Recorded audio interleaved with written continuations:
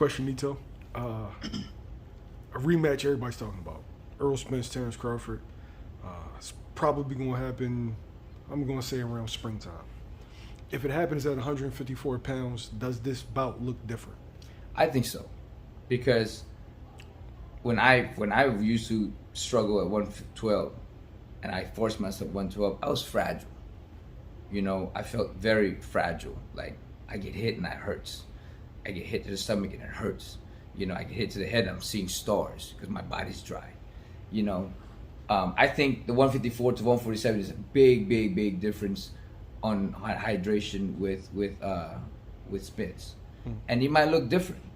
But then again, you look at how Bud performed. It didn't matter too much about the other guy's credibility. The Spence credibility is just more of how he got in between those shots, and I think that if Spence rough him up a little bit rather than being in that distance, tap him to the body, do this and do that, just something different. If he's gonna do the same thing, which is right down the middle, easy to counter, I think he might look the same fight, regardless if he's hydrated. But I feel that he's gonna be stronger still at that division. But if he does the same thing, I think that Bud is gonna tear him up still. But if he uses feint, he uses his ways of just getting right down the middle, I think that he might change a little bit. Maybe he might change into something different that have Crawford on his toes. That's the beauty of boxing, is we can analyze all this stuff, because a lot of people thought Spence was gonna do good.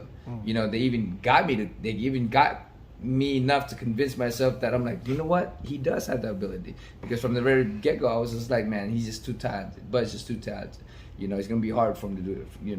But then all these guys just talking to him on the internet and YouTube, they started to put that view in my head. I'm like, oh, you're right. You know what? You're right. So that's the beauty of boxing, is there's just that wonder thing, and we got to see it at 54. If we see at 47, I think it's going to be the same thing. At 54 might be a different thing, but he has to have a different game plan. I think if he has to get the same game plan, it's going to be the same thing. Crawford is on a high right now. He's at the top of the world. Who do you see as his toughest fight going forward? I think he should be with Jermell Charlo.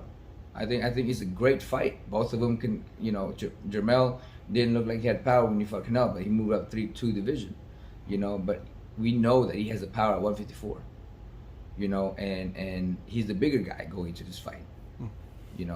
Will Bud be able to counter him like he did with Spence? That's the question.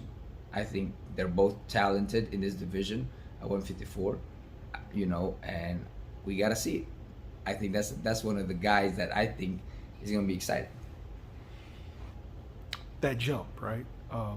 Terence Crawford made gradual jumps from 135 to 140 and 147. That would be just a big jump. What does that entail? Like making a 7-pound jump in there with a big 54?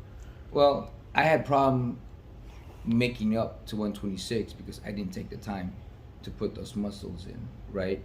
And Crawford seems like he has that body to adapt to a higher division, But if he can't, it's going to be very difficult to fight bigger guys. And we saw it in Charlo and Canelo. We saw it with Canelo and Bivol.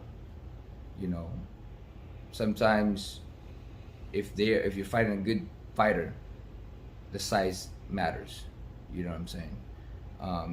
The height matters. The width of the person's body matters. Especially for a counterpuncher. Because I remember fighting Carl Frampton, I would counter guys like crazy, but because of his wide body, it was hard to get around it. And that's what people don't understand is sometimes the difference in body size can make a change in fights, because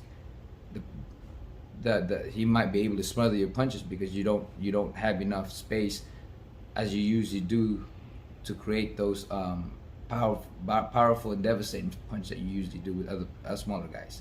That can change. depends on the weight class and the size of the body and all of that stuff. You know, there's so many dynamic of how it could change when you move up in weight.